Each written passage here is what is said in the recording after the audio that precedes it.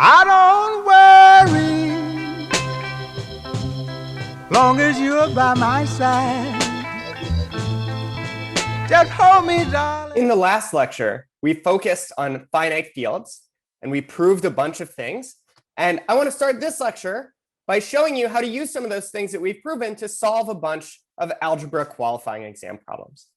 So I want to start by talking about this problem that's from the spring 2018 exam, number 9. It says, let's say FQ is a finite field of order Q. So it's order P to the n for some n. So Q is a prime power, not necessarily prime. So let's let alpha be an FQ star. And let K be the splitting field over FQ of the polynomial x to the Q plus 1 minus alpha. And we want to prove that the degree of this extension over FQ is 2. OK, so a first idea is that we know quite a lot about degree 2 extensions of a finite field. There is a unique degree 2 extension of FQ up to isomorphism, the splitting field of x to the q squared minus x over FQ. OK, so really, we proved this in lecture in the case that Q is a prime P. But in the last lecture, we talked about this exercise where you can adapt a lot of the things that we proved where the base field is FP about finite extensions of FP to apply in almost exactly the same way to finite extensions of the field FQ, a finite field of order Q, where Q is not necessarily prime anymore. So this statement is still true. And this is a hint that in order to understand the splitting field of this polynomial, you want to relate roots here to roots of this polynomial, x to the q squared minus x. So what we're going to do is we're going to suppose that beta is a root of this polynomial in some extension of FQ. So beta to the q plus 1 minus alpha equals 0. So beta to the q plus 1 equals alpha. And our goal is going to be to show that every such beta is a root of x to the q squared minus x. So beta to the q squared minus beta equals 0. That beta to the q squared equals beta. Because that is going to show that all of the roots of this polynomial are contained in FQ squared, in a splitting field of x to the q squared minus x over FQ. So that'll say that the degree of this splitting field, K over FQ, is at most 2. Right? It could be 1. It could be that the degree of the splitting field is actually 1. But in that case, K would be equal to FQ, which would mean all the roots of this polynomial would be in FQ. OK, why is that not possible? Well, there's Q elements in FQ. This polynomial is separable. If you take the derivative, what you get is the q plus 1 comes down. That gives 1 times x to the q minus 0. So the derivative is not 0. 1 times x to the q and x to the q plus 1 minus alpha are relatively prime. The GCD is 1 because the only root of 1 times x to the q equals 0 is x equals 0, which is not a root of this polynomial. So there are no double roots. There are no multiple roots in any extension. So it's not possible that all the roots could be in FQ because there's q plus 1 roots of this in a splitting field, and there's only q elements of FQ. So that's what I'm saying here. Also, the splitting field is not degree 1 over FQ. OK, so all we have to do is show that beta to the q squared equals beta for any root of this polynomial. All right, so what's the idea? We know something about the q plus first power of beta, but what we care about is the q squared power of beta. And there's a little trick here, which is if you take beta to the q plus 1 and you raise that to the q plus 1, you don't get beta to the q squared, but you get beta to the q squared minus 1, which is very close. So what is that? That's alpha to the q minus 1. FQ star is an abelian group of order q minus 1. It's cyclic, but we don't actually need that here. That tells you that alpha to the q minus 1 equals 1 for all alpha in FQ star. So this is 1. So what have we seen? Beta to the q squared minus 1 equals 1 for any root beta of this polynomial. So what is beta to the q squared? It's beta times beta to the q squared minus 1, which is beta times 1, which is beta. So every root of this polynomial is contained in this unique degree 2 extension of FQ, the splitting field of the polynomial x to the q squared minus x. So the degree is at most 2. And since it's not 1, it's exactly 2. OK, so I'll pause and erase, and we'll discuss another qualifying exam problem. Let's now talk about Algebra Qualifying Exam Fall 2017, number 6.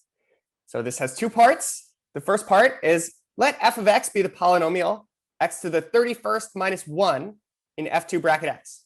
And we want to know, what is the Galois group of this polynomial? So I don't think that I've used this notation before. So let me just explain, what exactly does that mean? That says, what is the Galois group of E over F2, where E is a splitting field of f of x over F2? So the Galois group of a polynomial is you take the splitting field of that polynomial. Well, okay, the Galois group of a separable polynomial. You take the splitting field of that polynomial over the base field where this polynomial lives. It lives in a polynomial ring. That gives a Galois extension, because we know the splitting field of a separable polynomial gives a Galois extension. And we want to know the Galois group of that extension. Okay, so why x to the 31st minus 1? What you're supposed to recognize here is that 31 is very close to a power of 2. Right? So what is x times x to the 31 minus 1, this polynomial we care about? This is x to the 32 minus x, which is x to the 2 to the 5th minus x. And this is a polynomial whose splitting field we know and love. The splitting field over f2 of this polynomial is f2 to the 5th. This is how we've defined f2 to the 5th. And then we show that, in fact, every finite field of order 2 to the 5th is isomorphic to this one. Okay, but that's not the polynomial we're given at the start. We're given this polynomial. But it's clear that the splitting field of this big factor, x to the 31st minus 1, and x times x to the 31st minus 1 have the same splitting field over f2. The only root of x is 0, which is already in f2. So if you take the smallest field containing all the roots of this polynomial, it's the same as the smallest field containing all the roots of this polynomial. Okay, so what is the Galois group of this splitting field? Well, it's the Galois group of f to the 2 to the 5th over f2, which is generated by the Frobenius automorphism, which in this case, the Galois group of f to fp to the n over fp is the Frobenius automorphism has degree n. So in this case, we get z mod 5z. Okay, so the second part of this problem is you take the same polynomial over a different base field. So let f of x be x to the 31st minus 1. Now you think of it as a polynomial in f5 bracket x. You want to know the Galois group of this polynomial, the Galois group of the splitting field of this polynomial over f5. Okay, so what is the splitting field of f of x over f5? And it's just not true. If you take same idea, x times x to the 31st minus 1, you get x to the 32nd minus x. But 32 is not a power of 5. So that doesn't seem helpful. So there's a tricky idea here, which is maybe you recognize that 31 is 5 squared plus 5 plus 1. And this is a little exercise that we talked about recently. So it's an exercise I encourage you to do. D divides n if and only if x to the d minus 1 divides x to the n minus 1.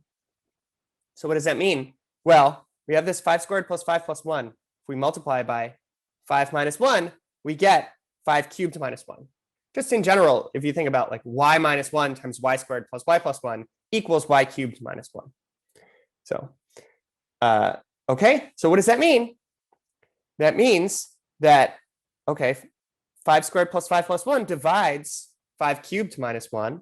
So x to the 31st minus 1 divides x to the 5 cubed minus 1 minus 1. And now we're in business, because this polynomial is very close to something like this. So this divides x to the 5 cubed minus x, because all you have to do to go from one to the other is multiply by x. So now we're back in the same idea here. Every root of x to the 31st minus 1 is contained in the splitting field of this polynomial, which is f5 cubed. So the splitting field of this polynomial, x to the 31st minus 1 over f5, is a subfield of f5 cubed. And it's not f5. This polynomial is separable, x to the 31 minus 1. It's separable over f5. You take the derivative, and you get x to the 30th, which is non-zero. And the only root is 0. And 0 is not a root here, so there are no multiple roots in a splitting field. So it's not possible for the splitting field to be F5 because there's only 5 elements in F5. So certainly there are roots that are not in F5. Okay, so if you're a subfield of F5 cubed and you're not F5, we know that the subfields of Fp to the n are in bijection with divisors d of n. So the only divisors of 3 are 1 and 3. So that means the splitting field is F5 cubed. So now the question is just, what is the Galois group of F5 cubed over F5?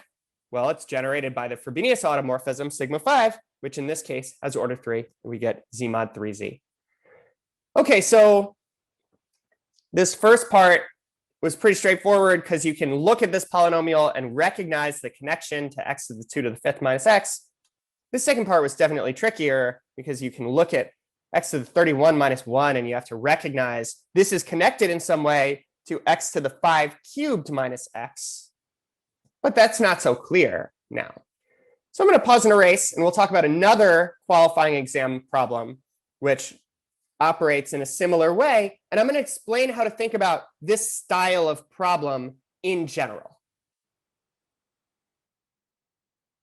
Now let's talk about Algebra Qualifying Exam Spring 2020 number 7. That says, let's consider the polynomial g of x, which is x to the 20th plus x to the 10th plus 1. And the first part says, find the splitting field of g of x if we consider g of x as a polynomial in F5 bracket x. And okay, 5, I see. 20 is divisible by 5. 10 is divisible by 5. This is x to the 0. That's divisible by 5. And an alarm goes off because that makes me realize that this polynomial is not separable in F5 bracket x. Its derivative is 0. So what does that tell us?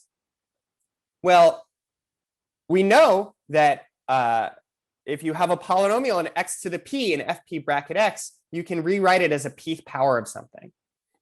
X to the 20th plus x to the 10th plus 1 is x to the 4th plus x squared plus 1 to the 5th power. So if you want to know about the splitting field of this polynomial g of x, it's the same as asking about the splitting field of this polynomial that you're taking the power of. Because if you want all the roots of this polynomial contained in your field, if you have all the roots of x to the 4th plus x squared plus 1, that's good enough. So the splitting field of g of x is the splitting field of this polynomial, x to the 4th plus x squared plus 1. But what is that? Well, now we're going to use the same idea that we just saw. Y squared plus y plus 1 times y minus 1 is y cubed minus 1. So what does that mean? X to the 4th plus x squared plus 1 times x squared minus 1 is x to the 6th minus 1. So what does that mean? X to the 4th plus x squared plus 1 divides x to the 6th minus 1. Here we've introduced 2 extra roots, a 1 and a minus 1. But the splitting field of g of x over F5 is the splitting field of x to the 6th minus 1 over F5. But what is x to the 6th minus 1? It's x to the 5 plus 1 minus 1. X to the q plus 1 minus 1. So this is exactly asking the same question as the first exercise, the first problem from this video, in the special case that alpha equals 1 and q equals 5. So what have we seen in that case? The splitting field has degree 2 over F5. So the splitting field is F5 squared. Okay, so that was a sort of clever trick here using the first problem. But once you've absorbed this fact, you're free to use it. So one of the big things here was noticing that this polynomial is not separable and writing it as a power. All right, so what about the next one? Same polynomial, different field. So find the splitting field of g of x if we consider g of x as a polynomial in F7 bracket x. Okay, you can do the same y squared plus y plus 1 times y minus 1 idea and see that x to the 20th plus x to the 10th minus 1 times x to the 10th minus 1 is x to the 30 minus 1. So, okay, so now this polynomial is separable over F7. All the roots of this polynomial g of x are contained in all the roots of this polynomial x to the 30th minus 1. You think about 30 in terms of 7. It's nowhere near a power of 7. I don't see like this p squared plus p plus 1 trick. That doesn't work either. So if you want to understand what is the splitting field of x to the 30 minus 1 over F7, at this point, I'm kind of all out of tricky tricks. And I find that the helpful thing to do in understanding how to answer this question is to answer a much more general question. So I'll pause and erase, and I'll state and prove a result that will answer this question and also many, many other algebra qualifying exam questions that have come up in recent years. Let's state and prove a general result that helps answer that question about x to the 20th plus x to the 10th plus 1 over f7, but also many, many other problems of this type. Here's what we'll prove. Let fq be a finite field of order q equal p to the m. So it's a finite field of size q in characteristic p. And we're going to suppose that p does not divide n. And this is important. We'll let q be the splitting field of x to the n minus 1 over fq. What is the degree of that splitting field? Then the degree of k over fq is the smallest positive integer d such that n divides q to the d minus 1. Okay, so what is that? That is, d is the order of q in z mod n z star. What is the smallest power of q you have to take so that you get something that's 1 mod n? So 1 in z mod n z star. Okay, so why is this helpful? Well, when talking about this problem over f7, we ended up asking, what is the splitting field of the polynomial x to the 30th minus 1 over f7? Well, okay, that is the smallest positive integer d such that 30 divides 7 to the d minus 1. And now you can just compute. So really, this is a question in z mod 30 z star. You can just take powers of 7, 49, 343.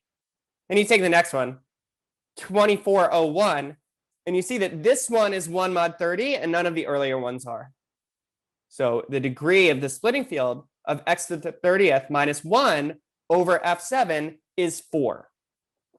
Okay, so that actually tells us that this polynomial g of x, that the splitting field has degree at most 4, but it's easy to see that it's not degree 1 or degree 2 over f7. Okay, so let's prove this result. And we're going to prove this in two directions. What do we know? So the splitting field is a finite extension of fq. It has degree r for some positive integer r, and the order of k is q to the r.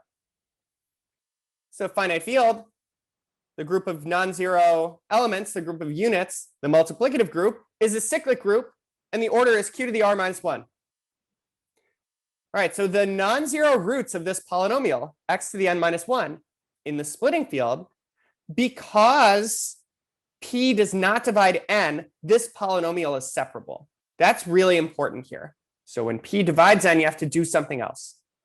So the non-zero roots give n distinct elements in k star, and they're not just n elements, they have a group structure.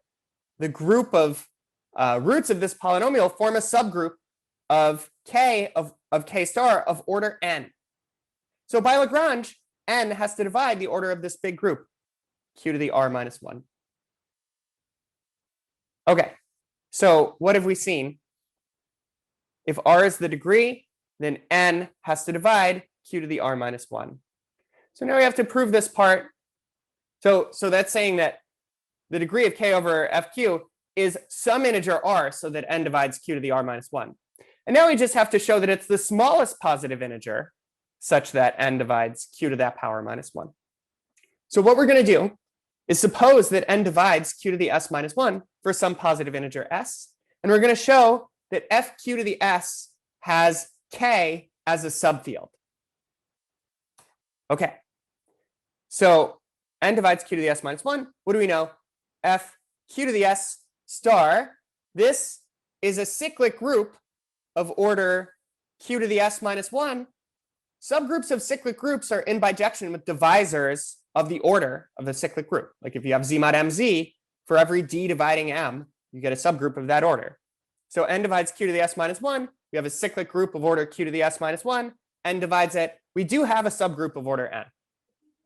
Okay, but what does it mean to be in this subgroup of order n in this cyclic group? That means that these n elements, these all have orders dividing n. They're all roots of x to the n minus 1 in f q to the s star. So these n elements in this subgroup are the roots of this polynomial that we care about, x to the n minus 1. So what does that mean? X to the n minus 1 splits completely in f q to the s. So it has these n distinct roots in f q to the s, and these roots form this group. But what does that mean? This is an extension of fq for which this polynomial splits completely. That doesn't mean that fq to the s is the splitting field, because the splitting field has this property, but it's the smallest field that has this property. So this doesn't mean that fq to the s is the splitting field, but it contains this splitting field k. So k is contained in fq to the s. So fq to the s has a subfield of order q to the r.